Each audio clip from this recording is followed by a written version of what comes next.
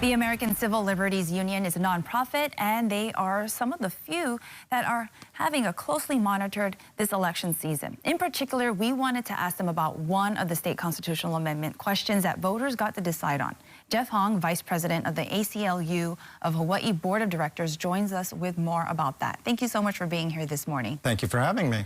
All right, so the question regarding same-sex marriage, currently the language in the state constitution reads that the legislature has the power to limit marriage to the opposite sex couples. Now voters were asked to remove that language, and the results were in favor of removing it. There were more yes votes. Tell me more about that and just unpack that a little for us. Yeah, and so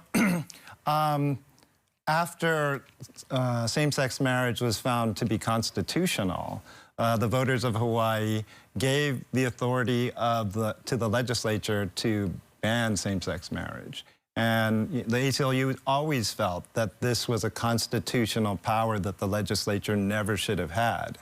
The legislature exercised that power and banned same-sex marriage. They rescinded that ban, and so then we had marriage available.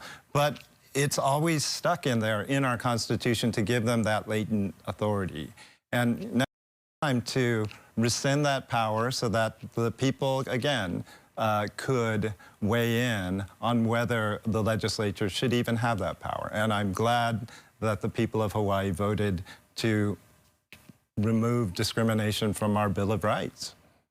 Now, when it comes to constitutional amendments, there's the yes vote, the no vote, and blank votes counted as no votes. The results that we see right now, we don't have the final results, but there's more yes votes. Also, a little bit in the no votes, pretty close too, though, right? It was pretty close how many yes and no votes there were. So tell me, why do you think that is? Yeah, well, we did polling, and if you ask people, do they support gay marriage, it was 3-1.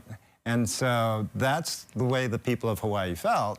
However, if you give them the question just as stated in the ballot, it's very confusing. Because you're rescinding a power of something that, and that kind of double negative speak is just confusing for many people that were both for and against the proposition. I think there was a lot of confusion.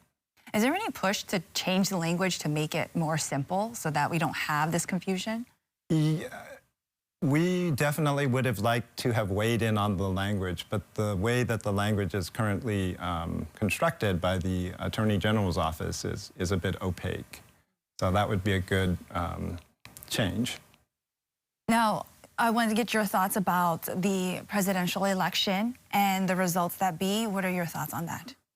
So 8 years ago, certainly the ACLU had two policy booklets, one in case of a Clinton administration, one in case of a Trump administration. And we broke that out. And, you know, in the very first days, there was the Muslim ban, and we filed a lawsuit to stop that. And Hawaii as well joined us in filing Hawaii versus stop the Muslim ban. Today, we also have another booklet. It's a memo of 13 different areas where the Trump administration has stated its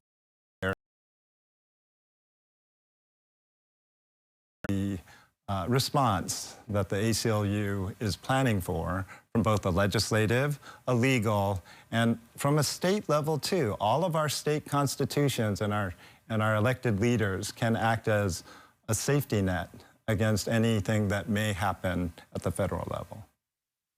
Well, thank you very much for joining us and sharing your thoughts on all of this and unpacking, you know, the constitutional amendment that looks like is going to be changed. All right. Well, thank you for having us.